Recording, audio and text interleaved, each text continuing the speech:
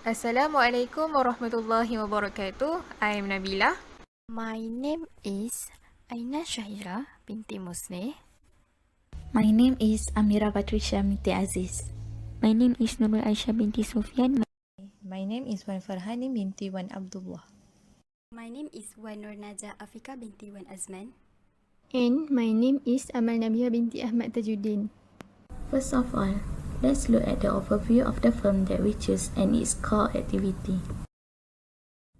Alright, for our assignment, we have choose Dutch Lady Milk Industry Berhad as our firm in perfect competition market. Dutch Lady has been in business since 1963 and is located at Petaling Jaya, Selangor. The company is owned by Friesland Campina, which is based at Netherlands, and it is one of the largest dairy cooperative in the world. Dutch Lady is a company that specializes in manufacture cow milk and dairy products. They offer a variety of products to market, such as yogurt, fresh milk, and milk powder. In year 2014, Dutch Lady received its first Putra Brand Award for daily beverage category and managed to continue their fame by winning the award for 5 years straight, making Dutch Lady a truly people choice for Malaysia's leading dairy business. Its current products including growing up milk, UHT milk, pasteurized milk, eating and drinking yogurt, juicy milk, and many more. The next thing we want to share is about market structure.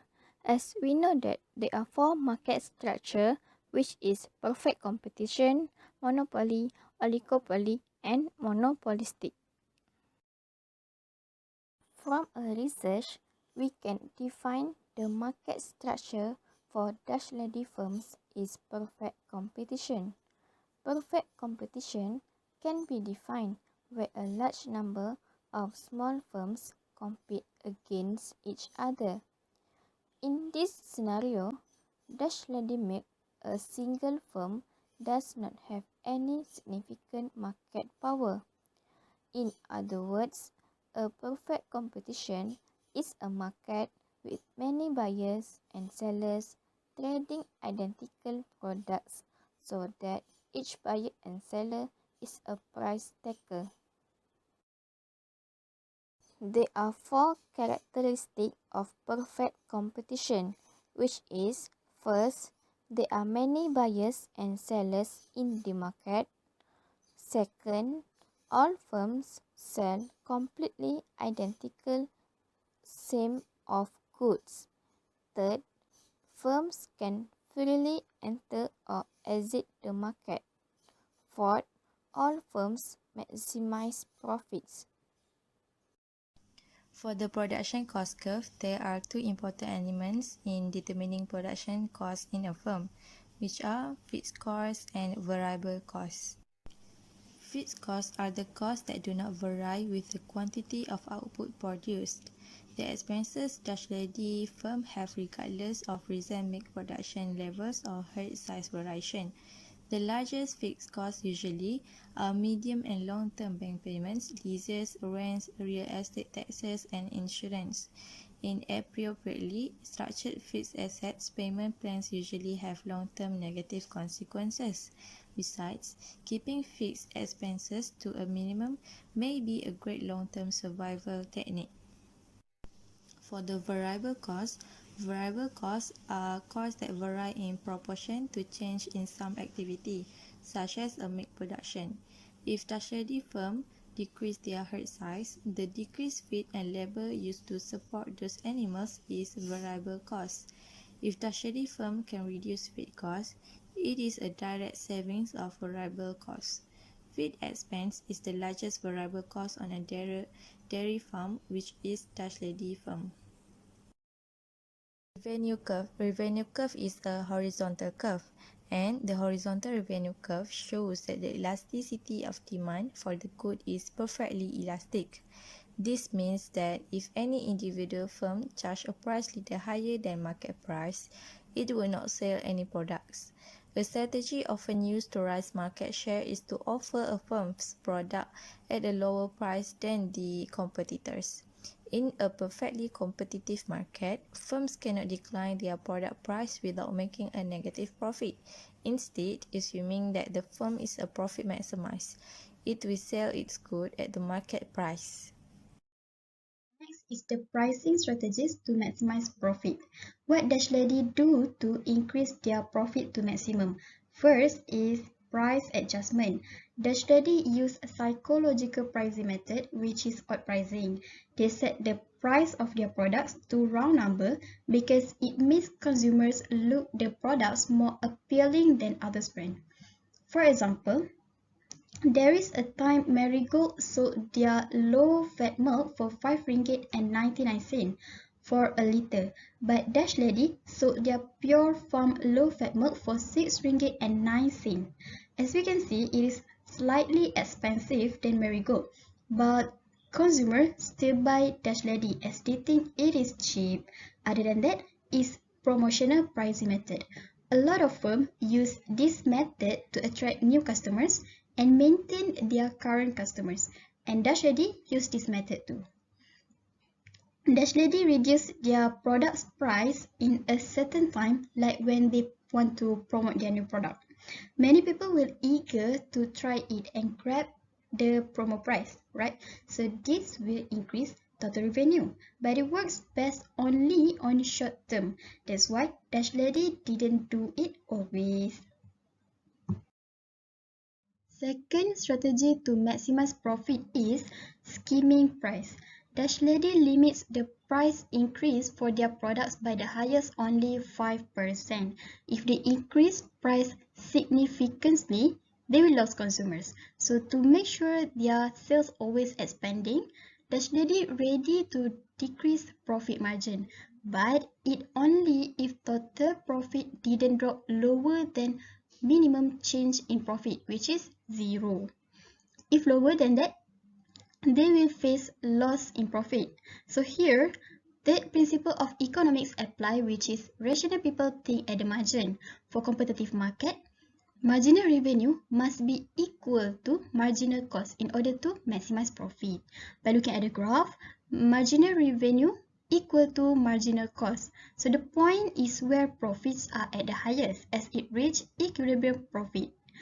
Change on profit equal to marginal revenue minus marginal cost. So look at the graph, marginal revenue is constant. So Dash Lady needs to make sure that their marginal cost is lower or same with marginal revenue. It is okay for Dash Lady to decrease their profit as long as it did not drop to less than 0 or they will lose profit. Equilibrium condition in perfect competition. First, market demand is equal to market supply. Second, equilibrium in short run affected by demand.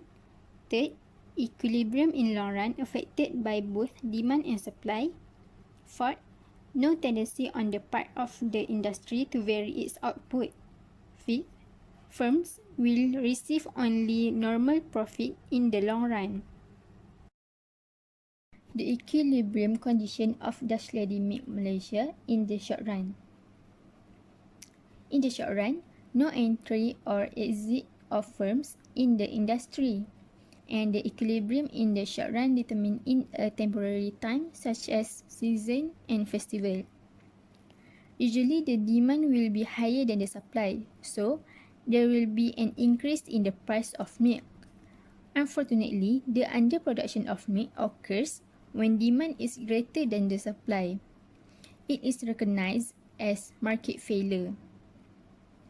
Eventually at this rate, Dash Lady Milk Malaysia do not exit the industry and still producing milk because the price of milk is higher than the average cost.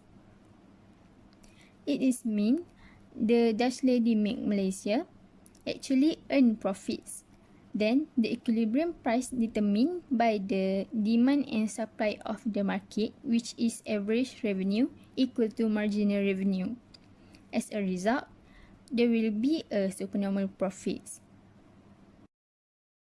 Next, the equilibrium condition of Dash Lady Milk Malaysia in the long run. In the long run, firms are free to enter or exit the industry.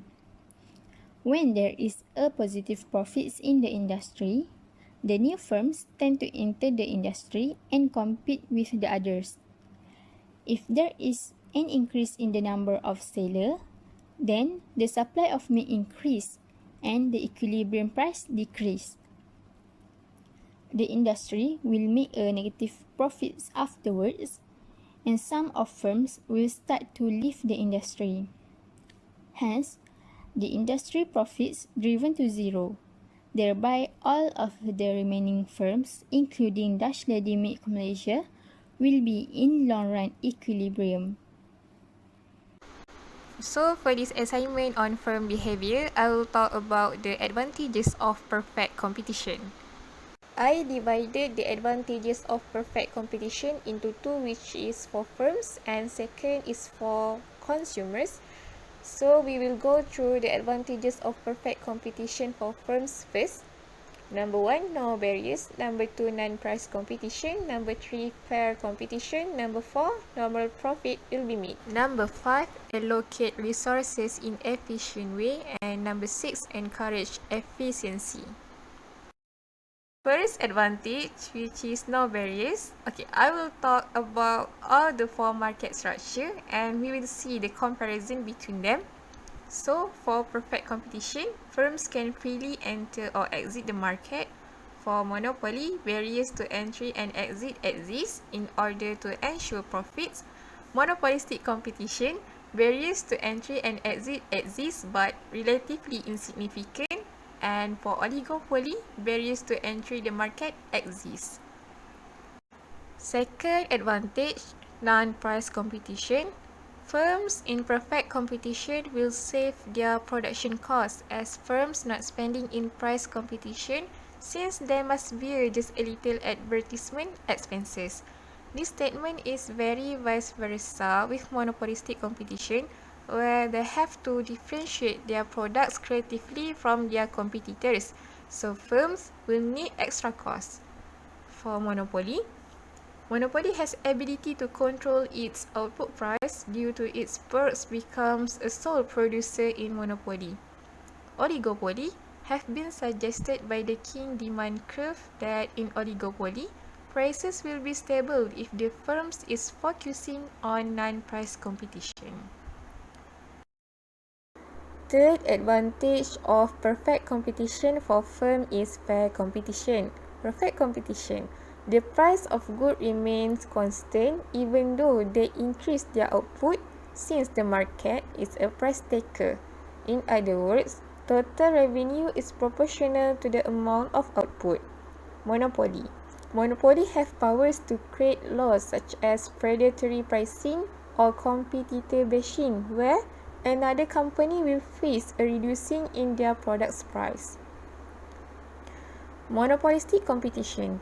In order to take part actively in this market structure, one firm should have another special strategy in selling their goods and services that can differentiate them with other firms in the marketplace. Oligopoly. Firms operate in a highly concentrated market. The higher the concentrated of the degree to which output in an oligopoly, the more the firm in oligopoly take account of their rivals' behavior. Fourth advantage, normal profit will be made. Like most other firms in the economy, firms in perfect competition actually try to maximize their profit in order to remain competitive in the industry. In the short run, normal profit derived by the firm makes new firms has incentive to enter the market. Therefore, the supply of goods will increase and decrease the market price, so normal profit will be achieved. Monopoly.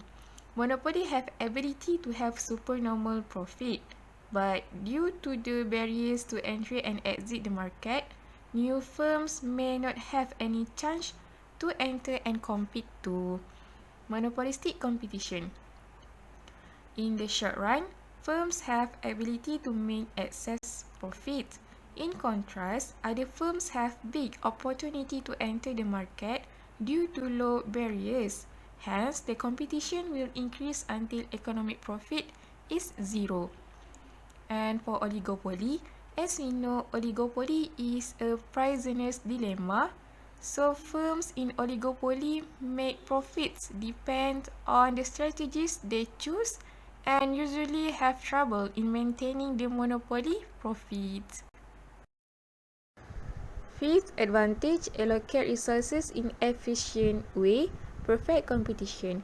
Firms maximize their profits by producing goods at the quantity where price is equal to the marginal cost.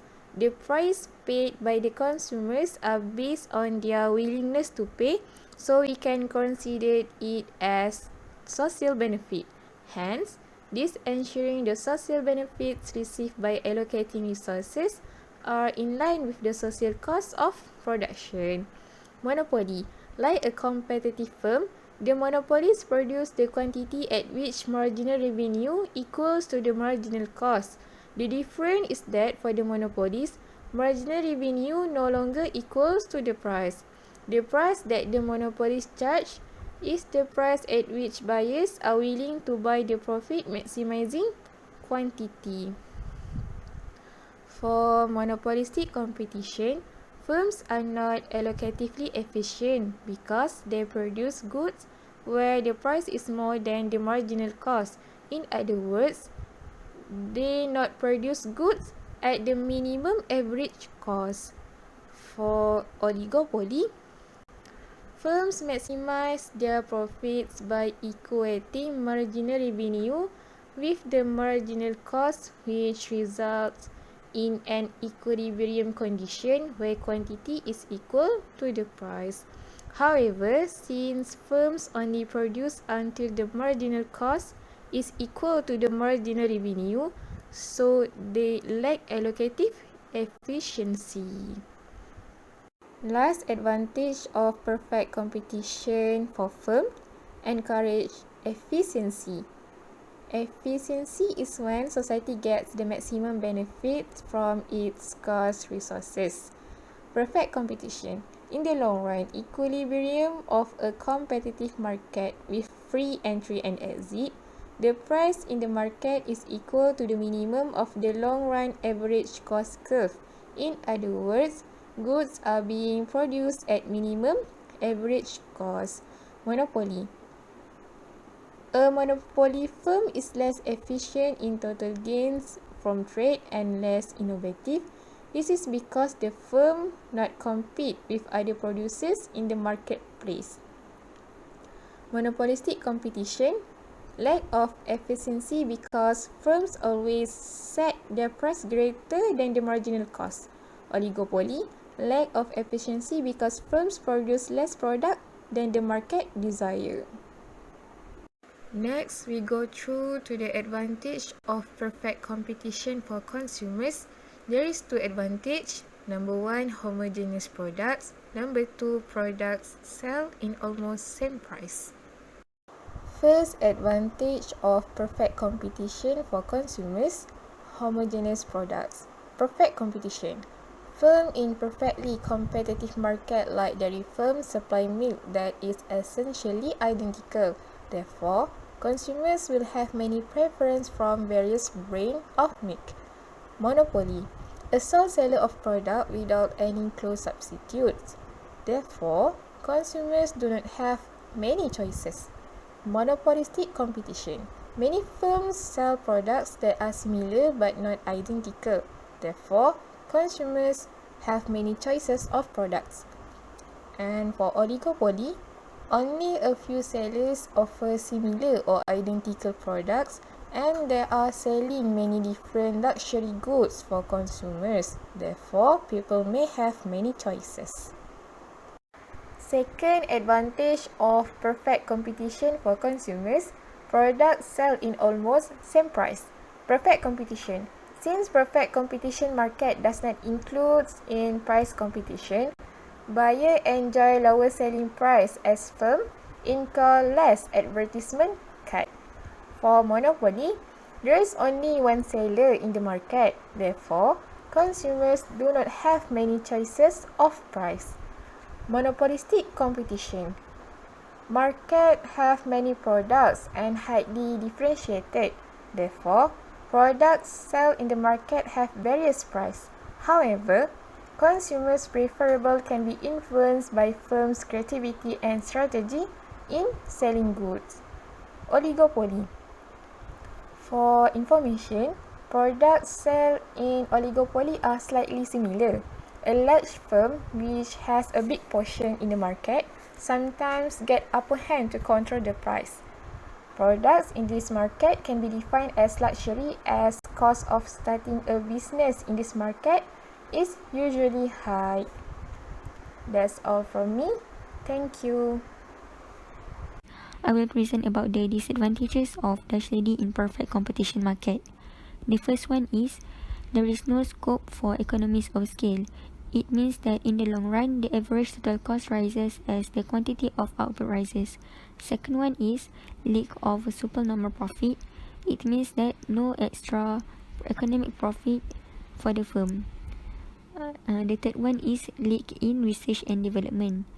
We know that research and development activities is very important to introduce new products.